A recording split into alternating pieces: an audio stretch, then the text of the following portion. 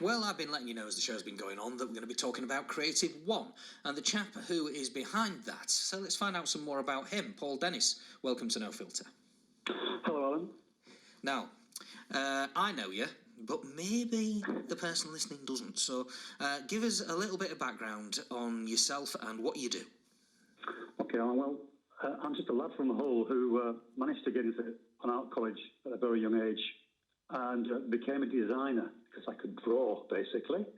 And I was on Ivy Road Art College in Hull. I then went to London for several years, became a designer down there, and enjoyed that kind of life for a good while. And then moved to York for 25 years, set up a design consultancy. It's mostly multimedia, multidiscipline design, so product design, graphics, advertising, interiors, all those things.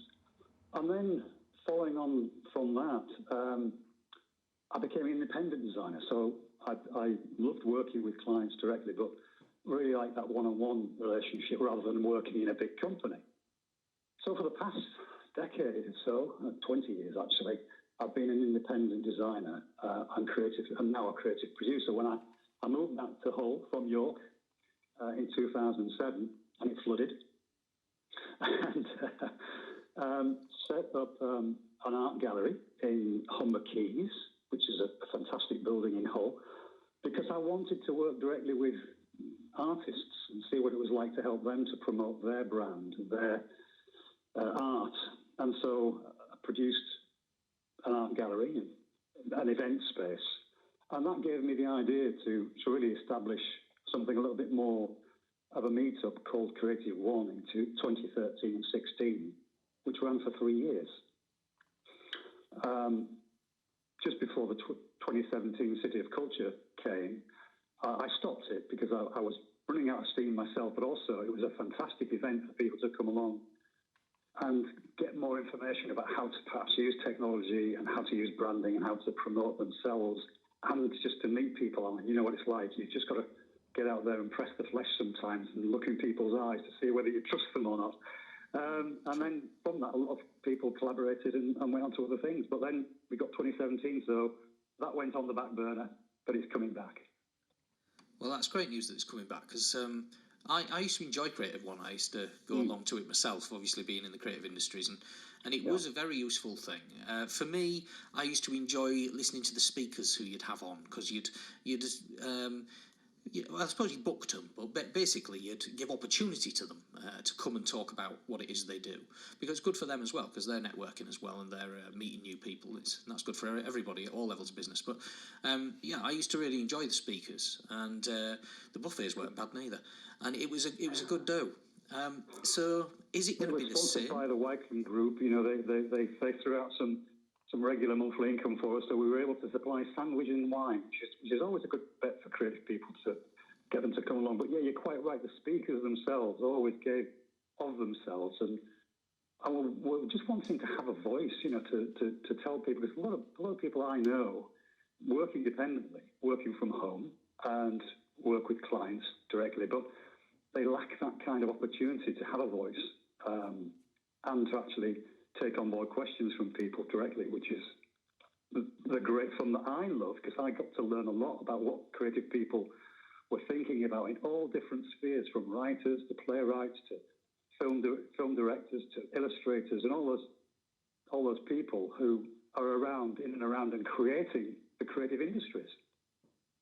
Yeah, it was a really good mix, and the kind of mix where collaborations happen on different mediums, different levels, which are needed to work together. So if somebody's going to bring out a record, then it should really have a piece of artwork on a sleeve that goes with it, and maybe a video that's made with it. And these are all different disciplines, aren't they? Exactly, but they all combine and feed into each other, don't they? I mean, people say, well, why aren't they teaching figure drawing anymore in art schools? Some do, some don't, but it was just a way that creative open-mindedness can lead on to other things and other disciplines and other collaborations. And I think that's the key word you use there, Alan, is collaboration, isn't it? That now that we've got the technology that allows us to collaborate really well and closely with independent people, we can build our virtual networks in a way that we could never, even in the last 5 years. 5 years ago, it was not really possible. and especially with the Web3 technology that's coming our way, it's becoming even more exciting, which is why I think Creative One has a new dimension to itself, because it will always have that ability to reflect on what the future is, because I am certainly no expert. I've got enough information to feel excited about it, but I'm really keen to hear of who's doing what in the local area, for instance, if they're exploring that kind of technology and the opportunities that exist there. Well, as you know, we even had a catch up on Humber Street when you just happened to bump into outside social the other day. But as you know, I've been involved in creative industries myself for a long time, and it's sort of creative arts at one end and Web3 technology at the other end, and that's the kind of field I work in. But like you, I'm no expert in a lot of things either, and I need other people. So I need to work with other people who are better than me at the bits that I'm not so good at, and to meet those people, you can find people online and everything, but it is really good now that we're allowed to meet people face to face and just have a conversation, because you don't know where it's going to go, and they might just come out with something and you think, actually, that's what I'm looking for. Well, the theme about Connecting Creative Capital, which is my new company, which involves the projects that I'm personally interested in applying this new Web3 technology to, is all about the power of one. It only takes one person to have a great idea, but then we need to know about that idea, and that person needs to build up the resources and the reservoir of knowledge to be able to go out there and meet other people who can bounce their ideas off. From there, you go to collaboratively work in the online virtual space, which we can do more easily now, to get a joint sense of ownership. So rather than inviting someone into a company, for say, as we used to do before, and sell them shares and become a tight-knit family, a marriage almost, it's now a much, not looser, but certainly more flexible relationship where you can invite collaborators on with specialist skills who are available, who can then take a project forward, utilizing the whole opportunity within the cryptocurrencies and tokenization of those currencies on a project that you feel has a real benefit to a community that you can engage with. Absolutely. I mean, we can create a DAO together. We can raise funds together. We can collaborate over distance and work with people all over the world as well, which we've only recently been able to do at speed with a mutual gain from it. As you say, there's a system now. There are systems in place where you can mutually gain from something in a transparent way. And that's the thing, isn't it? So you know it's mutual. You know what everybody's doing. You know what everyone's gaining from it, because it's all transparent. Which, of course, is what blockchain is. The word that they use often, Alan, isn't it? Trustless, which is absolutely for blockchain. Yeah, trustless. Yeah, but it's clear. It's like you said, transparent. If you've got an agreement to do some certain thing, then you know that the rewards are going to be coming your way in a very open way if you do the work. And it's very difficult for sometimes older people to grasp the nature of what Web3 can offer people. But it's a fantastic thing that exists now, and I'm excited about it. And I hope there are many investors out there who, perhaps my age, I'm a boomer, so I know that there are a lot of other boomers out there that are looking at retirement, for instance, and they're looking at ways to invest their money, or not to invest, but to share in the success of a project, but haven't got a clue about how to start that process, and want to maybe back a project that they're really passionate about and love the people involved, and want to get on board, but without taking the massive risks that are usually involved in the high-end investment type of thing, where the angel investors are trying to get 10x and 100x on an investment. It can be as little as a few £100 to a few £1,000, but it's the size of that community who invest in a project, not just in hard cash, but in their contribution to the project by marketing and promoting it and getting involved in it, that I'm really excited about. to be that kind of channel, as well as to the younger people. I mean, I love younger people. It's their time, isn't it, really, Alan? When you look at what perhaps we had in our younger days, but now they've got all the tools that they need to create an independent, creative lifestyle. And that's what Creative One is going to be all about. It's what they want and what they want to do with, and how they want to have a flexible and creative lifestyle. Yeah, and it's needed. It really is needed. I think you mentioned cryptocurrency, and I think there's a lot of misunderstanding in the general public of what exactly that is. It's sort of seen as, because the word currency in it doesn't help that much, I suppose. It's just seen as, coins. But what people generally don't realise is that behind each one of those amusingly named tokens, there's actually a business idea. There's an entrepreneur. There's somebody coming up with something which they want to raise money for because it's a good idea, and that's just like investing in any business, because you're just investing in a good idea and a good group of people who are going to do something good for everybody. And if they look at it that way, then they'll realise the value of something like Creative One, where you can go and meet them. Absolutely. The idea of getting involved in anything is often quite daunting for people because it's time, and we're very time poor, aren't we? But to get involved in something where you can feel a part of it, and you know that there's a large community of other people who are feeling the same way, and are not just looking to buy something and trade it, which is what most people talk about, Bitcoin and different NFTs, for instance. It's not just about that. It's about almost like a ticket to access a community of people who believe and want to see something come to life. That is creation, isn't it? That thing could be a play, it could be a film, it could be a community of artists. But with the tokenization that people talk about, i.e.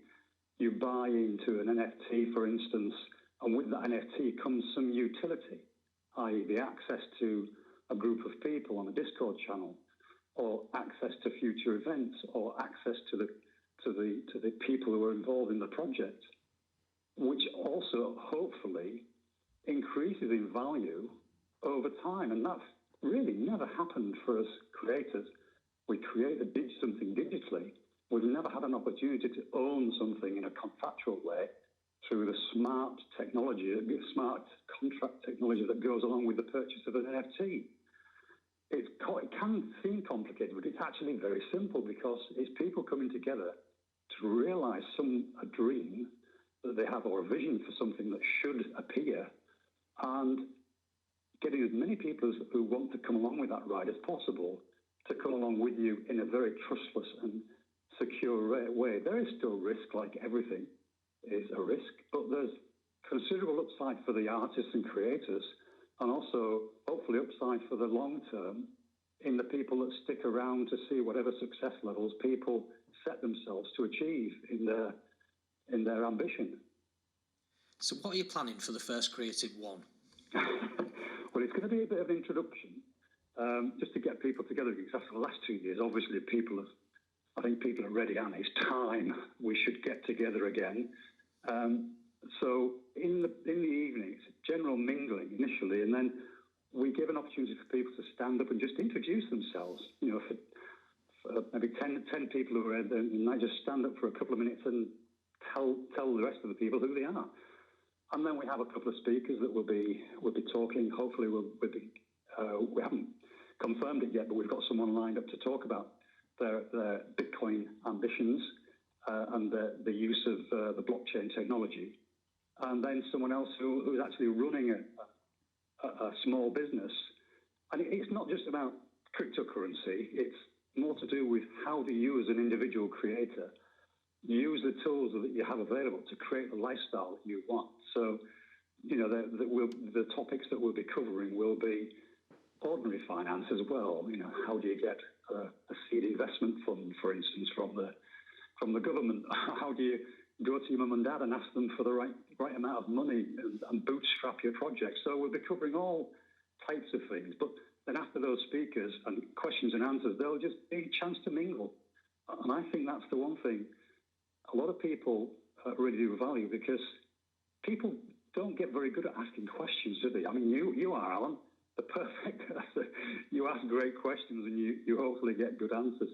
And that's what individuals need to do more, I believe. And you can only do that, I think, more convivially. If you've got the right atmosphere, you can do that for a couple of hours. And who knows what can come from that. I absolutely agree. And you better tell people when it is and where it is then. Great, yeah. Well, it's on the 20th of April at Social in Humber Street in Hull. Starts at 6:30, goes on till maybe 11, but people can leave when they want. And people can access the ticket on connectingcreativecapital.com in the shop that's on there. It's £8. £8 is not that much, really. I know it seems a lot to a lot of people because we've been talking tonight about the price of everything going up. But with the price of everything going up, you know, it'll probably cost that much for a chocolate bar soon. But you know, it's you get a free tea and coffee on the way in as well, so it makes it even better value. But you know, it's a small investment, isn't it? It's the time I think most people have got to pay the price for. It's once a month, that's all. But who knows what can come from that once a month? Hopefully, solid relationships, exciting opportunities, and ways for perhaps other funders and investors who are interested in looking at these different types of creative people and then getting involved. I'd really like to have the investors and funders in the same room as the creators and innovators over the long term. So it's recognised as that kind of place to go to every month. Well, now you've mentioned the cup of tea on the way in, I think it's a bargain, and I'll be going along myself, and I'll drink my tea slowly and learn as much as I can. It sounds there is fantastic. An open bar as well, but not an open bar, a bar. There's a bar, yeah. Well, Dave Mays has been very supportive as well at Social. He's always supported creative, certainly, and the music scene especially. And that's one of the things I wanted to briefly say. It does involve musicians and any artist that is looking to create a digital asset, if you like, and own the intellectual property of the asset. They really should get themselves along and start to learn the language. It's not too late. It's been going from about 2017, 2015.